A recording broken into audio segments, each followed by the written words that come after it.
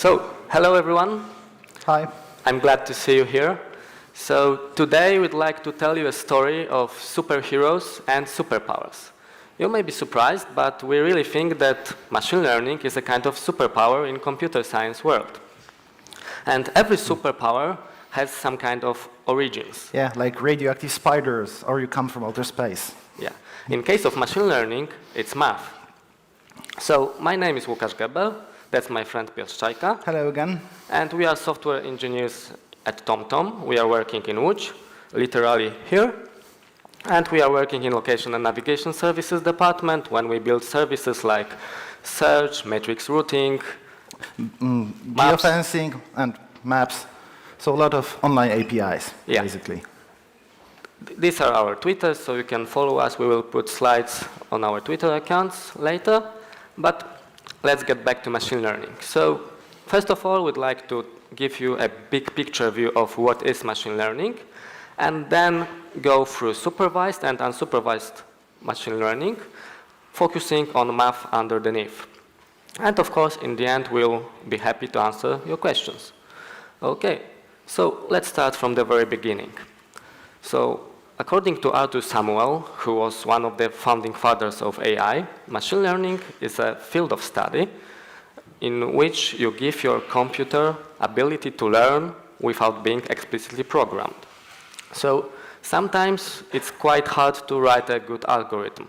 Like it's hard to write an algorithm that recognizes your friends on a photo. And here you can use machine learning. You want to have a program that will learn how to do it. And in the picture, you can see that Arthur Samuel is playing checkers with the computer that was able to learn how to play checkers by playing with human players. The second definitions by our lecturer. So when we were studying, we had this task to implement intelligent methods. But we didn't understand what is intelligent methods, so we asked our lecturer. And he said that he considers every method that needs some kind of training as an intelligent or machine learning method. And he used this intuition that animals and people are usually considered to be intelligent. And we also need some kind of training to master our tasks. But it's very easy to say, make your computer learn how to solve problems. Yeah, you cannot give it a book, right? Yeah, it doesn't work that way. So how to do it? Let's look at the supervised learning though. Okay, personally I like to compare supervised learning to being taught by a teacher. So when you were at primary school, probably you were learning how to solve very complex problems like how to add numbers or how to read. And your teachers very often gave you examples and correct answers for them. And you could use these examples to generalize and solve the problem and to learn. The same applies to supervised learning. So first of all, you need to choose a mathematical model, your student, that will solve the task. Then you have to prepare data set containing of examples and correct answers, and present these examples to your model. Then you have to check how your model answers to your examples, and adjust model parameters so it responds correctly. That's the idea behind supervised learning. And one of the biggest family of algorithm methods in machine learning world are neural networks. And they have really vast number of applications from computer vision to data compression. And interesting fact is that they were inspired by our biological brain mechanisms. So have a quick look at the biological neuron. So electrical signals from different neurons goes through dendrites to our neuron cell. And in our neuron cell, these signals are summed up. And if this sum is bigger than given threshold, our neuron produces its own output, own signal, which goes through axon. And it goes to different neurons. That's how our neurons affect each other in a very simplistic view. Okay, this intuition was used to build artificial neuron model. And in artificial neuron, we've got inputs, and these are like parts of your examples. These are real numbers, for example, pixels of an image, and weights, which are also real numbers. And how does it work? So you simply need to take your inputs, multiply each input by corresponding weight, sum it all up, and put this sum into your activation function. And your activation function will give you one real number, which is a single output of your neuron. Okay, activation function may look like this. It's called sigmoid. It's like the classic one, and we will use this in our examples. And it simply maps your sum into the value from 0 to 1. It has some interesting features, like it's continuous and nonlinear, and by nonlinear I mean its input is not proportional to its output. Okay, the problem with neural networks is that they are quite hard to understand at first glance when you are beginners in the machine learning world. So I would like to explain how machine learning works under the hood with the use of linear regression, which is a simple method, because it's just a method that reflects relationships between variables. So for example, you can check how house size is versus its price. Okay, we also like to explain things using real-life examples, but we think that superheroes have really cool lives. So we'll use the lives of superheroes today. So let's imagine that there is a superhero, like wannabe superhero, and what comes to your mind when you think about superheroes? Do you have any ideas? You can yell it out. Anyone? Anyone? Sorry? Math. Yeah. Yeah, that's a good idea. I like that. That's a great direction, yeah. To be honest. Piotr, maybe something? No. Long nose? Long nose, like Pinocchio. Yeah, you know. But Pinocchio was like a little liar rather than superhero. Yeah, but you know, he could turn into a donkey, so come on. Yeah. So the mask was the right direction. So in my opinion, costume is quite important. Because, you know, we shouldn't judge the book by its cover, but let's imagine that you're in trouble because, you know, things happen, you're in trouble, and now the guy to the right comes to rescue you. So he's not very reliable, and you're probably like, oh God, I'm going to die. On the other hand, original 4 on the left is quite strong, he looks good, he's like the guy who is helpful, who can help you to get out of the troubles. So probably the superpower of the guy to the right is being super creative, but we want to be popular. So let's state our problem. So let's say that you are wannabe superhero, and you'd like to be popular, of course. So how much you need to invest in your costume to be popular? Yeah. So to appear in a certain number of comic books. Yeah. Right.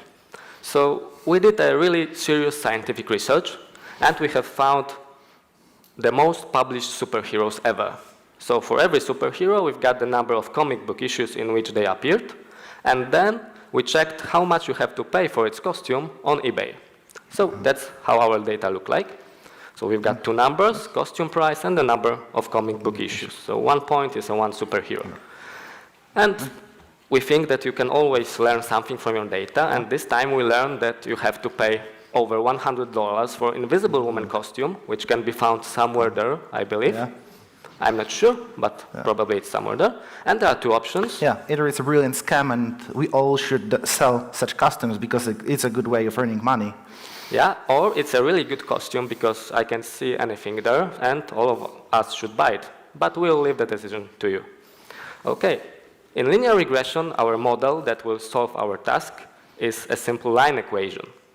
So we've got two parameters, theta 0 and theta 1. These parameters will be adjusted.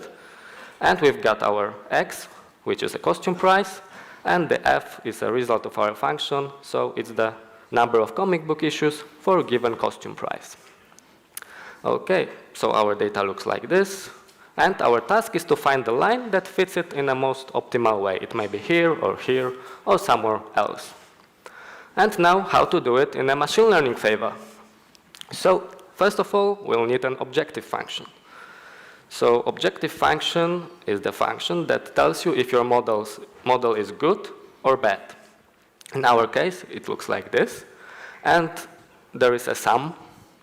And for every point, you need to calculate such formula. So you have to calculate your function f for current data parameters, subtract the expected values, so the number of comic book issues, and square all of it. But let's look at the simple example. So let's say that for one superhero, our function returns 4. but we were expecting 2. So in our formula, we've got 4 minus 2, it's 2, 2 squared, it's 4. We need to add 4 to our sum. For different point in our data set, our function may give us 1, and we may expect it 1. So we've got 1 minus 1, it's 0, 0 squared, it's still 0. You don't need to add anything. So you see that if input matches the output, the expected output, the value is 0 or it will be very close to 0. So the less, the better. It means that we need to minimize our objective function to find the optimal parameters of data. And to do this, we will use gradient descent algorithm. And gradient descent algorithm is like a superhero of machine learning world. So you will find this idea in neural networks, in deep learning, and many more complex ideas. And it's quite simple iterative algorithm, and it works like this. So in every iteration, we just need to update our 2 data parameters, in our case, these data parameters, using these complicated formulas. How these formulas work? So basically, you need to subtract alpha, which is a small real number, multiplied by a derivative of objective function. These formulas are derivatives of our objective function. And you're probably thinking how to calculate such derivatives and why we should use it. It's quite complicated, yeah? But the idea behind derivatives is quite easy, because derivative, the basic idea behind derivative is that it gives you the information how your function is changing. So if your function is increasing, the derivative will be positive. If it's decreasing, it will be negative. If your function is stable, it will be 0. So let's look at the simple example. Let's say that we've got only 1 theta, and our function, objective function, looks like this, simple parabola. And let's say that we calculate our derivative, our gradient descent, at this point. At this point, the parabola, the function, is increasing. So the derivative will be positive. In our formula, we've got minus alpha times positive derivative. Minus times positive gives us negative value. It means we need to subtract a value from our theta parameter. Subtracting means we are going to the left. At this point, function is still increasing, so we do the same. We need to still subtract this value. And again, until we reach the minimum. On the other hand, at this point, our function is decreasing. So the derivative will be negative. So we've got minus alpha times negative value. Negative times negative gives us positive value. It means that we need to add something to our theta. Adding means going to the right. So we add, here is the same situation, so we add again and again until we reach the minimum. So it's like walking down the hill on your function until you reach the minimum. That's the main idea behind gradient descent, and that idea is present in many machine learning methods. Okay, so now I will use this idea to solve our problem. I will use Octave. Yeah, which is a free version of MATLAB. It's open source, so you can all download it and try it yourself. Yeah, so our objective function looks like this. So syntax is quite concise. So that's simply our f function, because we've got theta times x, and we subtract our number of comic book issues. We do the square root of it, and of course sum. And the gradient descent algorithm is a simple for loop when we update thetas. And it's a vectorized form, so under this theta variable, we've got 2 numbers, 2 thetas. And this formula is the alpha, and that's the formula for the derivative. Okay. And I simply load my data, these data points that you've seen before. I extract x, I extract number of comic book issues. I initialize theta at this value. Alpha will look like this. And I will run my gradient descent for 1,000 iterations. And I should get optimal thetas. So let's run the code. And this is our optimal theta. But it's not very helpful, so let's plot result. Okay, and here is the result. That's our optimal function. And now our wannabe superhero can use it. So let's say that I would like to invest $1,000 in my costume. So it's here, $1,000. I can take my function, my prediction, and it appears that according to my prediction, I should appear in about 8,000 comic book issues, which is not a bad cool result. Yeah, pretty cool. Solving this problem, we also learned something sad about human nature, because you can see that the more you pay, the more popular you are. And probably that's why Batman's superpower is being rich. Okay, get back to the presentation. Okay, here we are. The problem with linear regression is that it's linear. Yeah, thank you, Captain Obvious. You're welcome. And let's say that you'd like to separate Marvel superheroes from DC superheroes, superheroes from different universes. In ideal world, you could use linear methods and go like this. But in real world, data is much more complex, everything is mixed, and we need nonlinear methods. And that's how it looks like. So that's the part when our neural networks come to the rescue. So simple shallow neural network looks like this. We've got input layer, the yellow one, neurons. They just pass your input to the hidden layer, the blue neurons. And in the hidden layer, our neurons have this sigmoid activation function. And the output of hidden layer is the input to the output layer, the red one. And the red one also has sigmoid function. And it's the final output of our neural network. The green one with +1, they are called biases. And they give our neural network some kind of flexibility while going through our data. And how to train our neural network, how to make it learn. First of all, you need to randomly initialize every weight of every neuron. That's the first step. Then you need to present your examples. So you take the first example, inputs goes to the first neuron, you multiply inputs by weights, calculate activation function, then you do the same for the second neuron, the third one, calculate the output of the sigmoid, and this output goes as an input, and you also multiply each input to the hidden output layer by the weights, and you've got the output of your neural network. Then you can use gradient descent algorithm that I showed you before with the computed error, because now you've got the output, you know what to expect, so you can compute the error, and you need to combine gradient descent and this computed error. And how to do it? You simply need to push this error backward through your network, and while doing this, use the same gradient descent algorithm to update every weight of every neuron in your neural network. Okay, so we've got our error, and now we are pushing it back, do the same multiplication, activation function, and updating our weights of neurons. Of course, the formula of the gradient descent will be a little bit different, because now you will need the derivative of the sigmoid function, but the idea about walking down the hill and finding the minimum stays the same. Okay, when we finally understood how neural network worked, and we were very proud of it. Yeah, we thought it's the pinnacle of evolution of computer science. So basically a golden hammer, and everything was a nail back then. Yeah, but then our teacher came, and she said that, come on guys, this is just randomized optimization.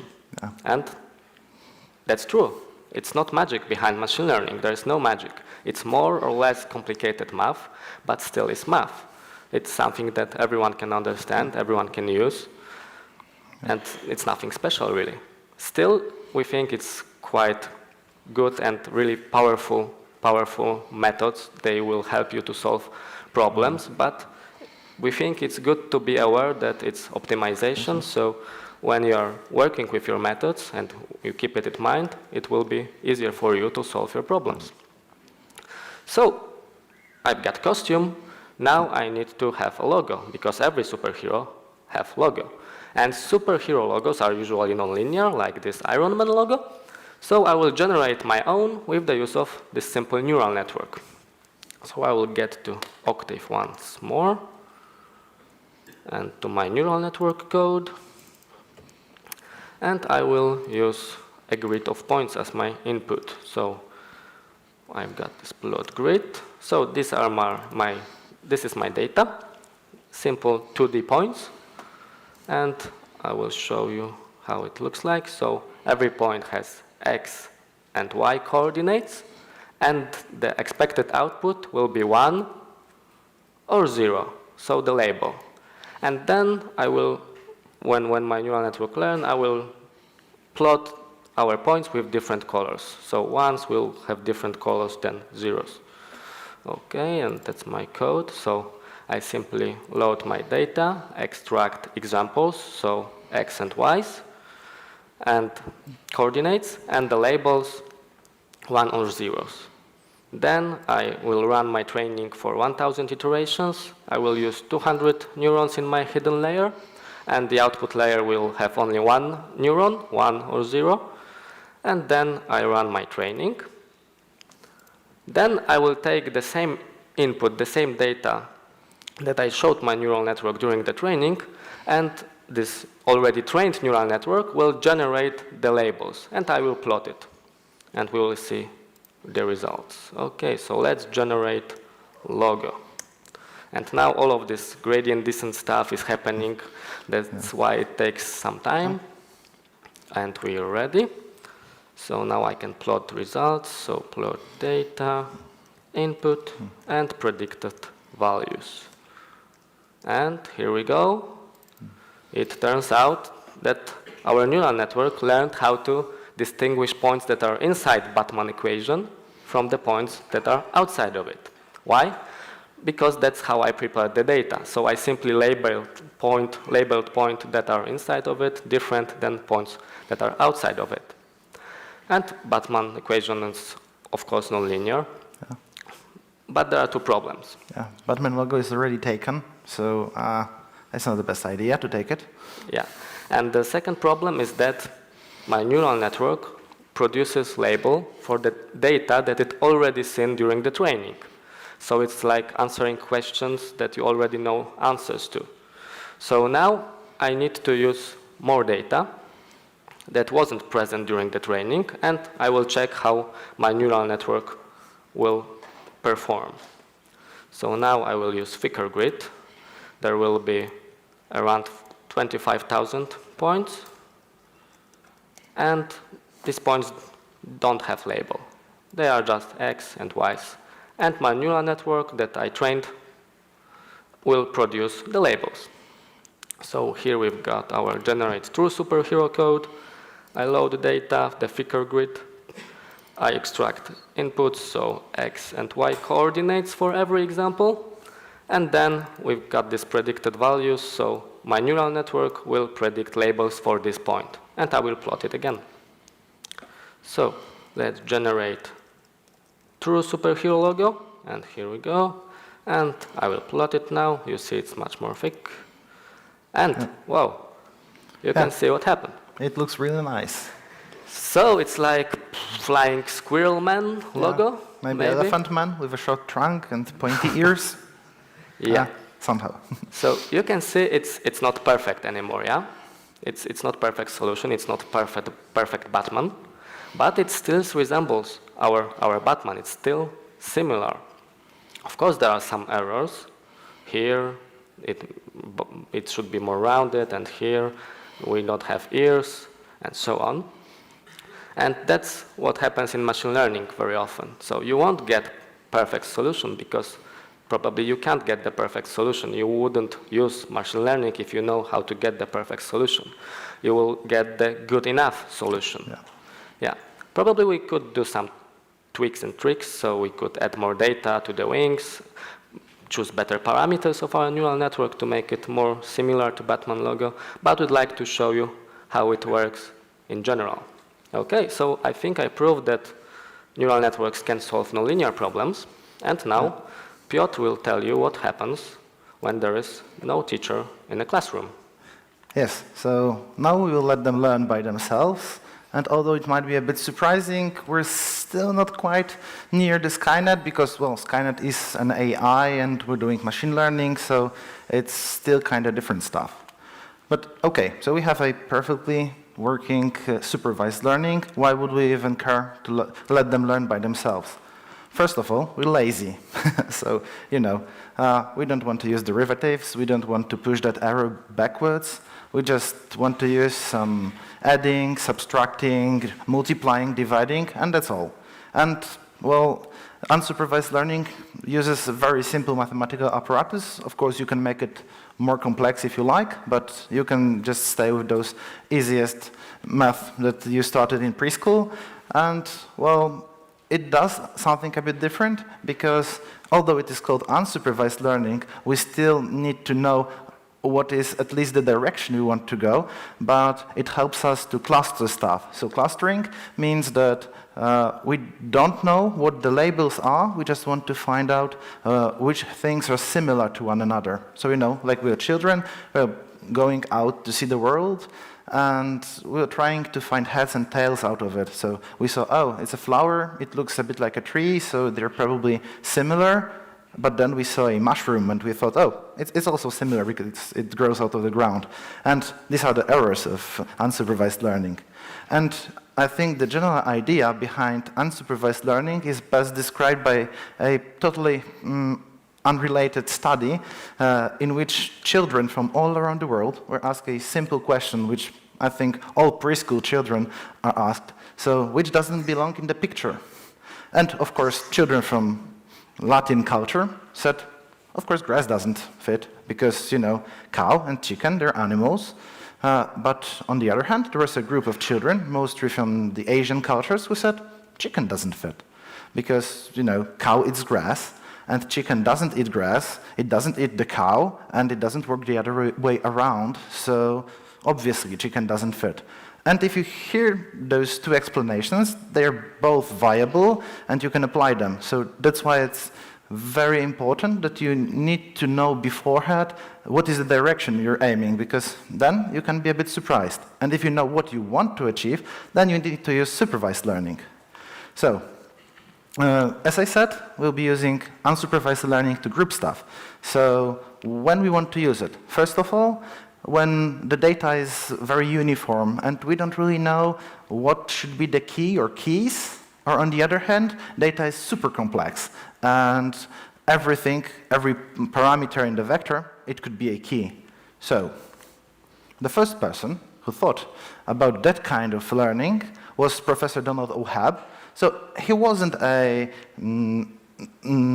programmer, he wasn't a mathematician, he was a biologist. And of course he was super interested when first artificial neurons were created, because he was working with real brains and now we're trying to achieve something that is an artificial brain, so that's super cool. So he tried to apply the same logic that he knew from biology to mathematics. So he thought that if a natural brain cell learns in such a manner that when a signal comes to the brain cell and it responds, the next time the similar signal comes, it responds with a slightly bigger force. So that's how simple Hebbian learning algorithm was born. And as you can see, the change of a single weight is proportional to the signal that came to that weight and the output of the whole neuron. So, and the proportion, of course, it's the learning coefficient that you've seen previously when Łukasz was presenting. And you probably noticed that it can rise quite quickly to the high values. So professor proposed something a bit different. He said that you should find a function that just fits your needs, and it would be this function that you can use to change your weight. So it's a function between input and output. And we called it the generalized Hebbian learning algorithm. But today, we'll be focusing on that one, first of all, because it's simple, and we're striving for simplicity today. And second of all, because, you can see where it runs short. If we have it all fixed, you won't see the issues that can come out of Hebbian learning. So, just a quick recap. This is the neuron. You saw it previously. The only change is this little part down here that updates the weights. And it looks like this. When a signal comes, it's multiplied by corresponding weights, and those partial sums are created, that they are then summed up and pushed through the activation function. Then we take this value from the activation function and the initial signal, we put it to the simple Hebbian learning algorithm, we calculate the changes in weights, and for the next example we have this new neuron. Well, the old neuron, but with the new weights.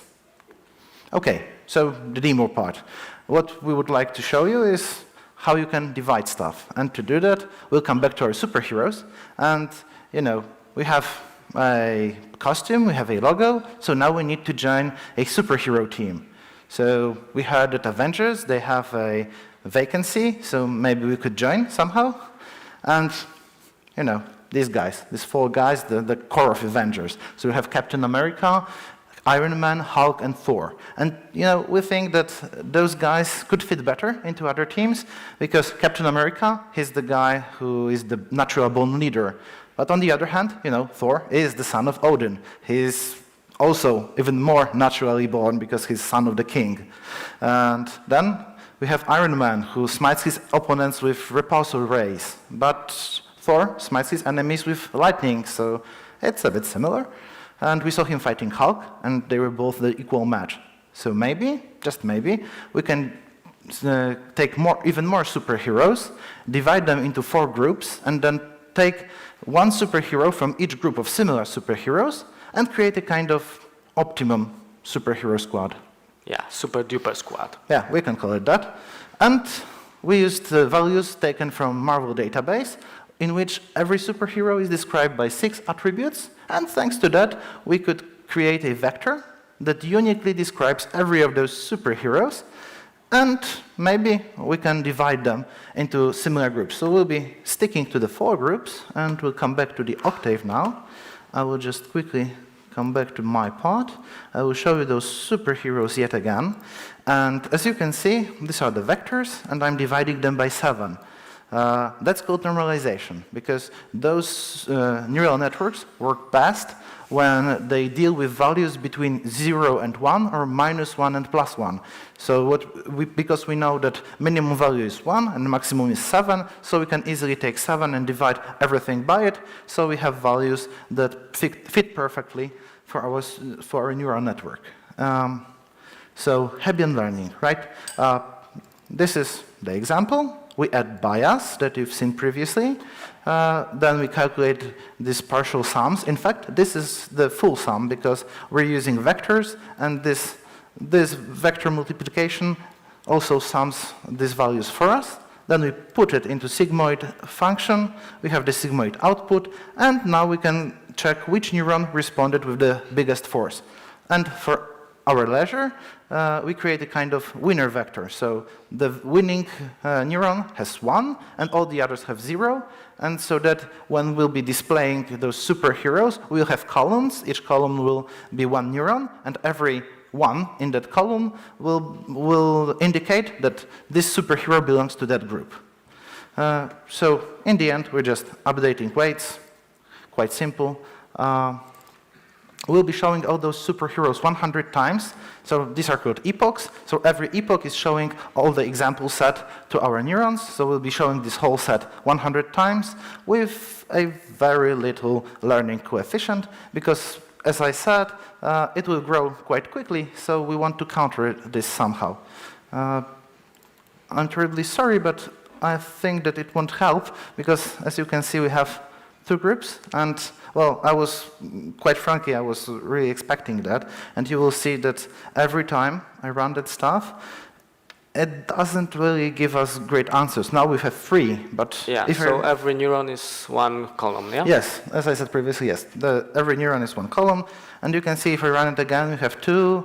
Now we have again 3. So okay, I can stick with those 3 because, well, it doesn't really matter. So it's not stable. We cannot get. If it would give us 3 columns every time, it would be great, but it doesn't. It gives us 1, 2, 3. It's hard to work with such stuff. So it's a bit unstable, and it's unstable because using this simple Hebbian learning algorithm, those weights grow so fast that there is a time when 1 or 2 neurons, they have such high weights that even if a small value comes, they respond with such a high force that the others, they just can't fit. So what do we want to do with that? We would like to give them more freedom, obviously. So we will let them self-organize, hopefully not in unions. And there are those methods that are called learning with concurrency, a subgroup of those previous methods that strip away everything that is not needed in our neurons. So we're just sticking with the vector of weights. And what we're trying to achieve is that we're trying to make that vector a kind of everyman, a point in a group that has the shortest distance to all the other elements in that group. So we can do it using two strategies. So first one is winner takes all, the second winner takes most, and they're probably self-explanatory, but for the sake of this presentation, if we're using winner takes all, we're creating a kind of ranking. So we're checking which neuron is the closest one to the example, and then we're letting that one neuron learn. On the other hand, in the winner takes most, we create a kind of ranking, so the further you are from the example, the less you learn, but you still have that ability. So you have the ability to move around and maybe find your own niche.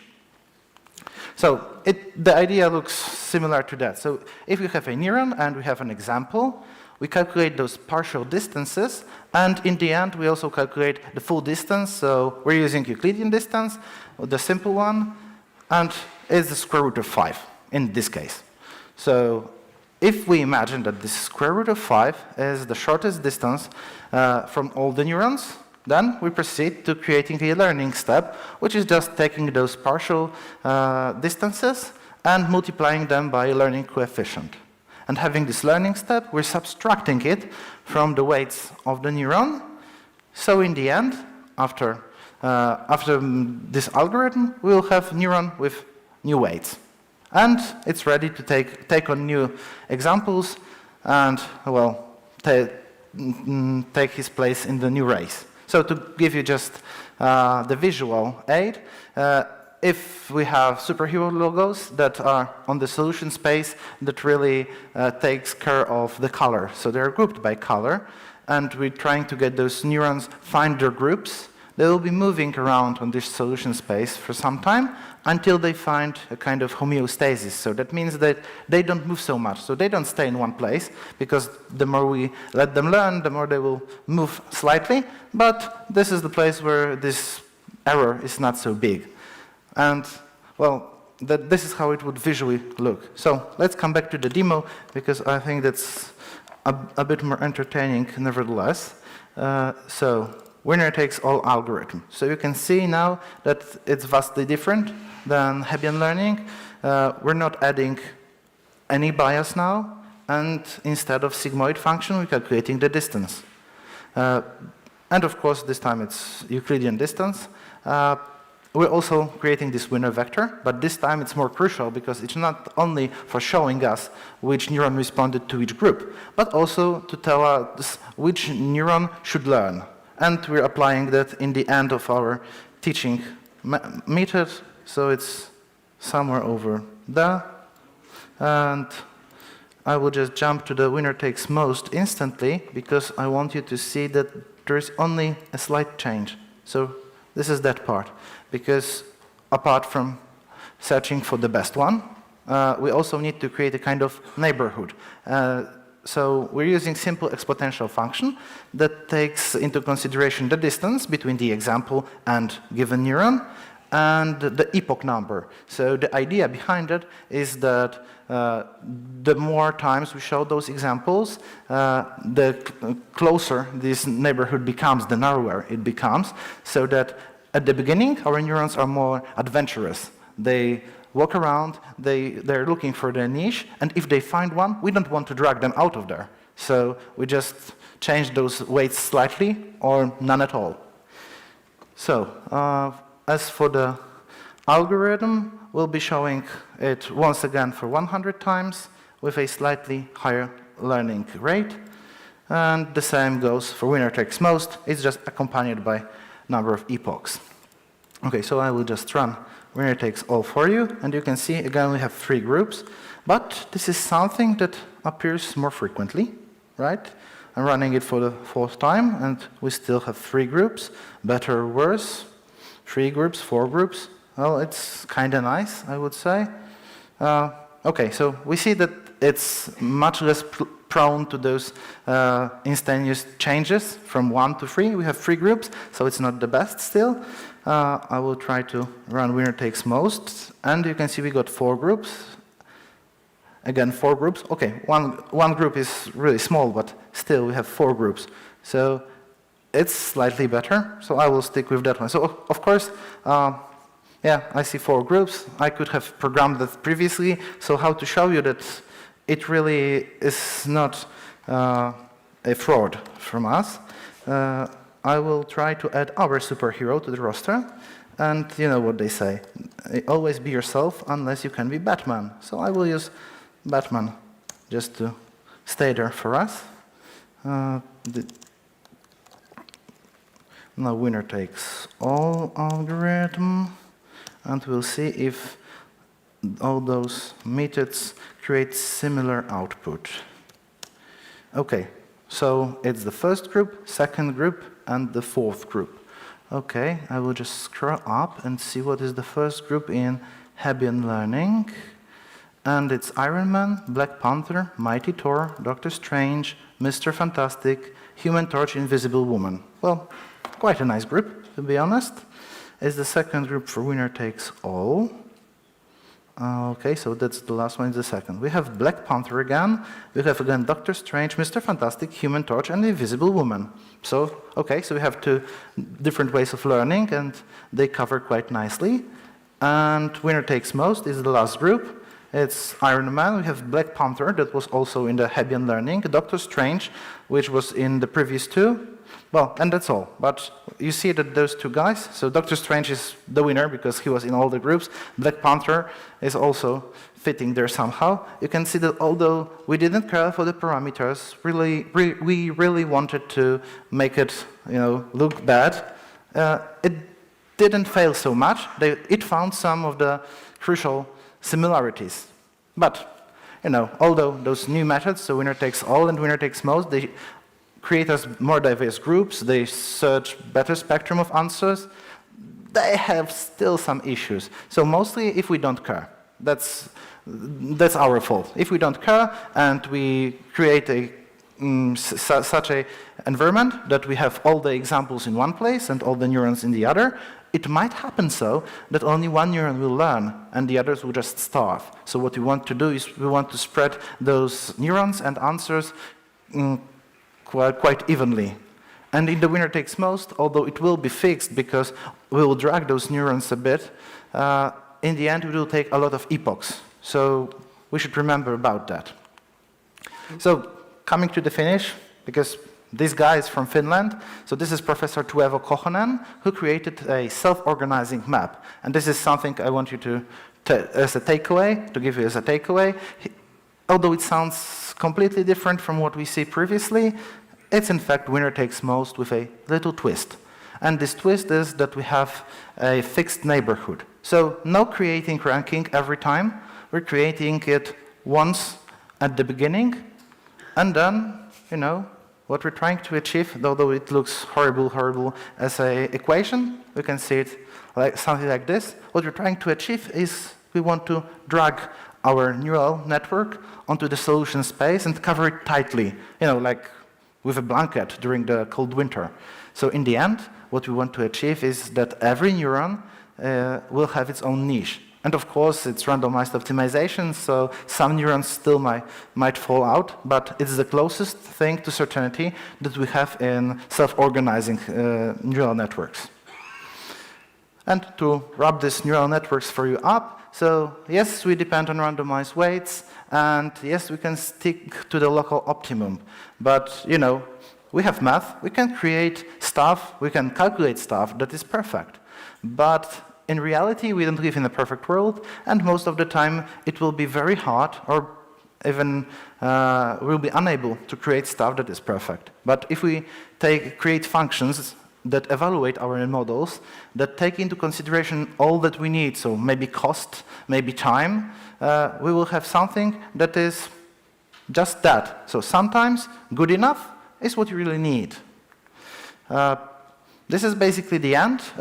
You have our Twitter handles here. We will be giving this presentation slides on our Twitter. There is also up here the link to our codes, to the derivatives, and to this presentation in one package. There are some nice courses on Coursera. So the first one is free. It's machine learning, also using Octave.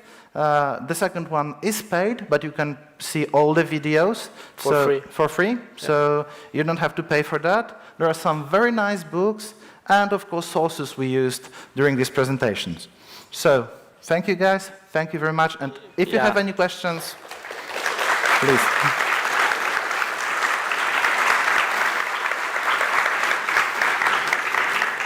Yeah, so if you have any questions, please yell it out. You can also talk to us after the presentation. We'll be around. And please evaluate our function, because we really appreciate your feedback. You said function. our presentation, of course. Thank you very much. Thank you.